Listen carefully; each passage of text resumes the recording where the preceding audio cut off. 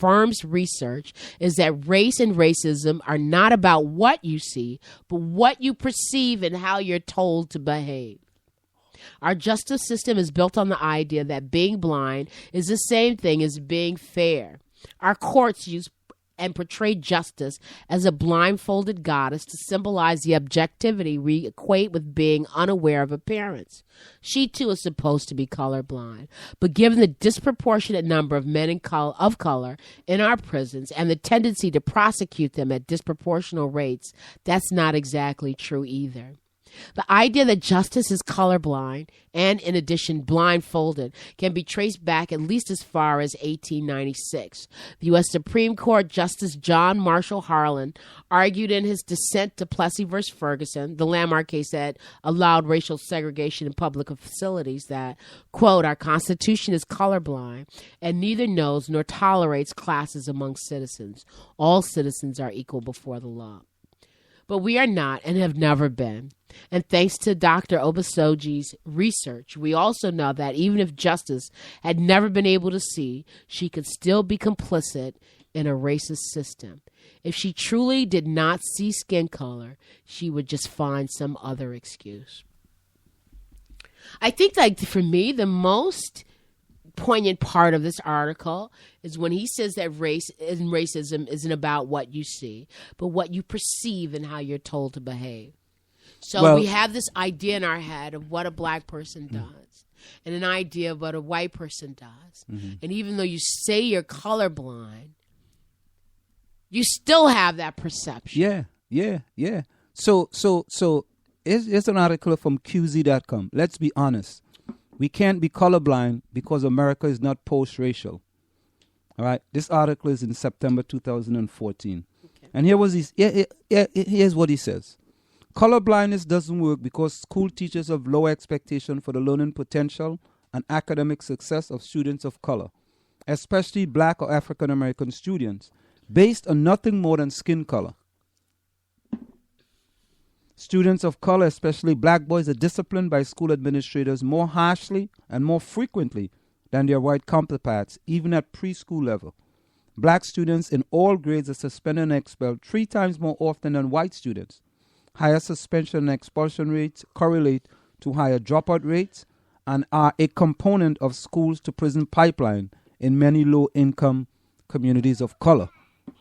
You know, as a matter of fact, we do have, I posted something on Facebook again about the school to prison pipeline about this young kid that happened to be a very intelligent kid, very hardworking kid, successful football player, and he did something and he wrote something in his backpack, and when his friends went into his backpack and they took it out, right, and they called the police.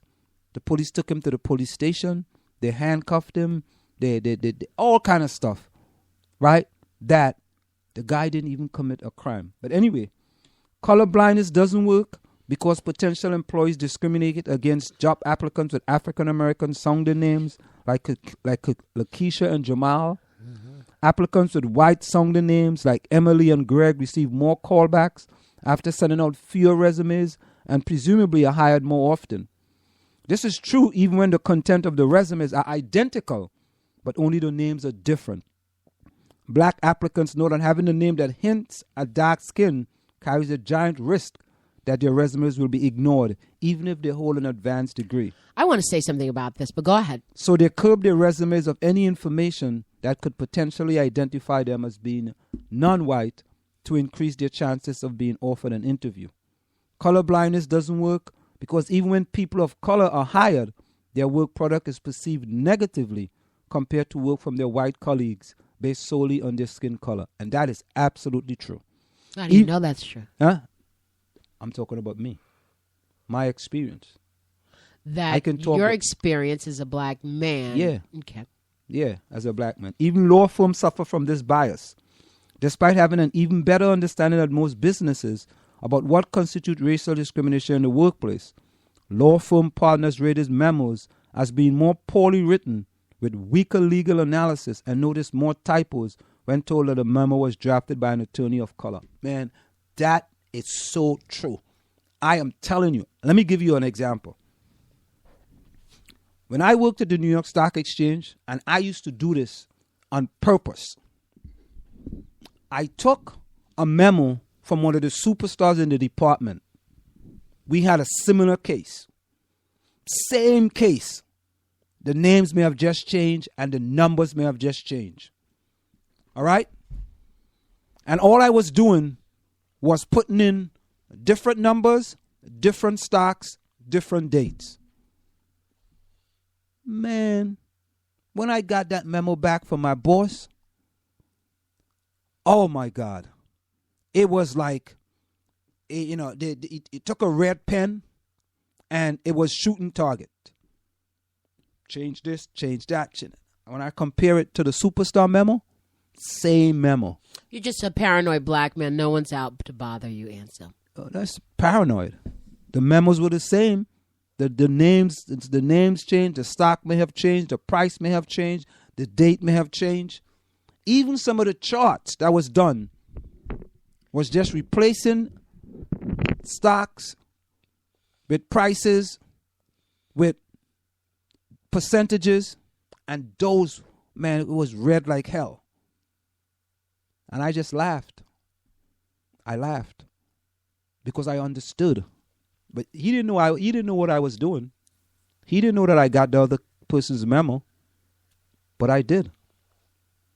And my memo would come back, man.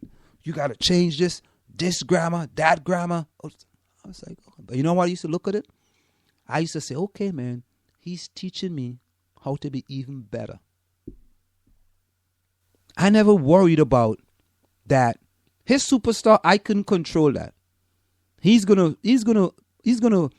correct his memo differently from my memo, and I could not correct that. Did the guy ever get?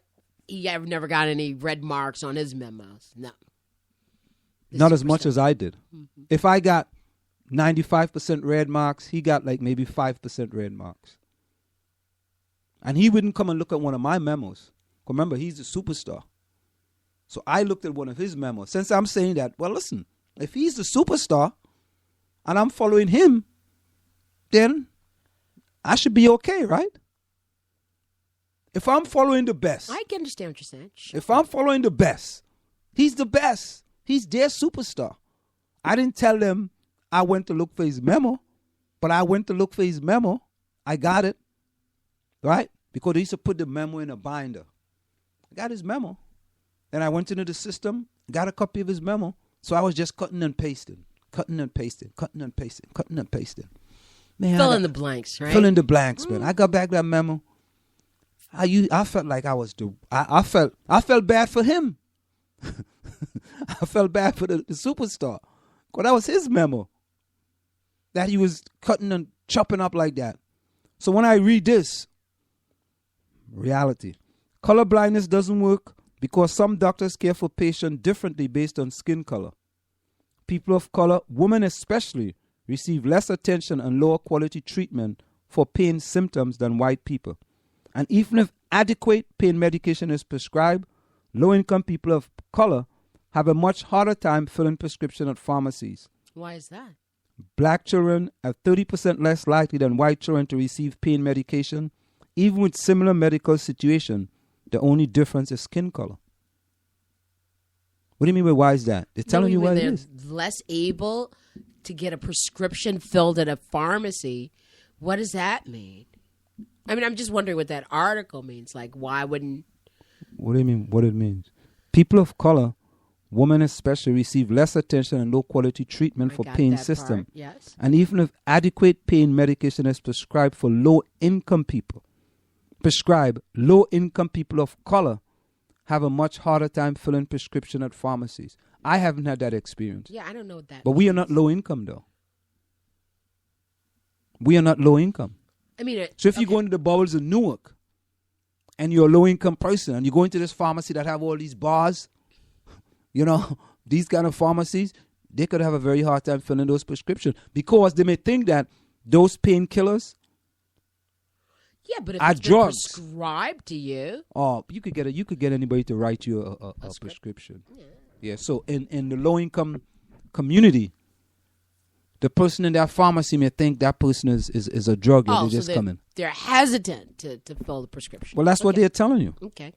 Color blindness doesn't work because our society's ideals of beauty, particularly feminine beauty, holds up whiteness as the standard to be desired.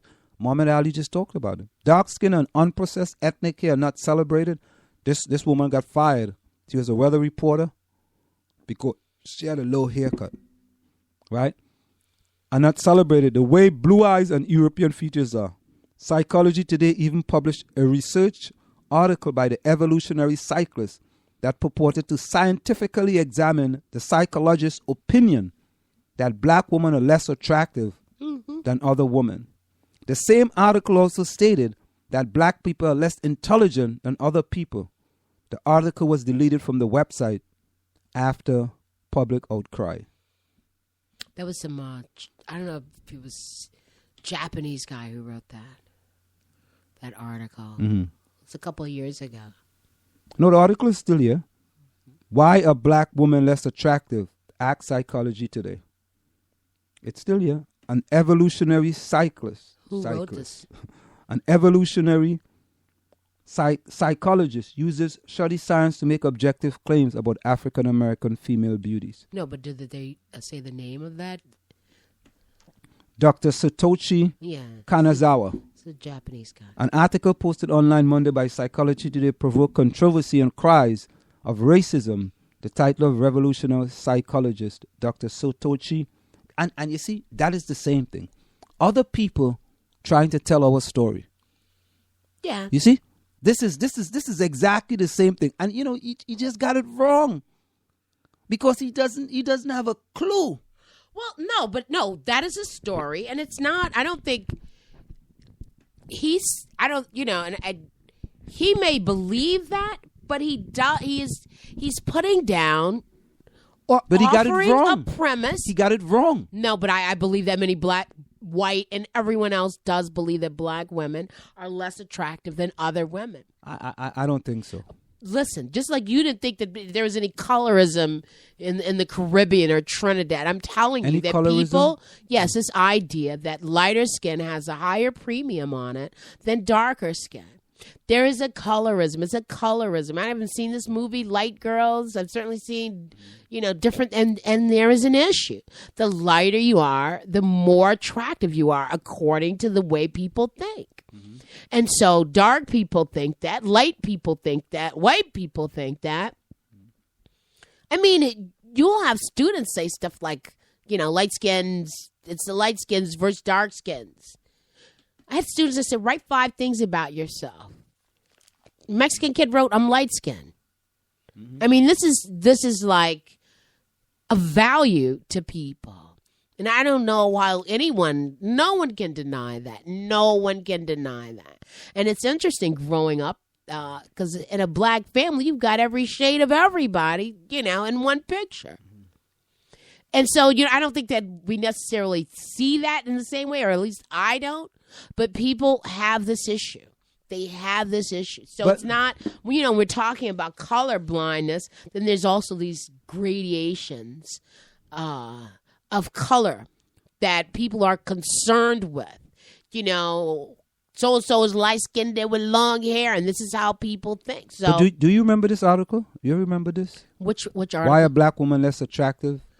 Psychology Today. I don't ever remember. I know, because I've been reading about ugly things for a long time, and I'm telling you that this is. No, I was just thinking about posting it on Facebook. Don't post that. It's old news. Oh yeah, I know. But it's a fact that black women, even on dating sites, black women get hit up on less. And then there's the image of us. You're gonna cuss somebody out. You got to roll your head around. And nobody. Nobody wants to deal with that. And even as far as pain medication.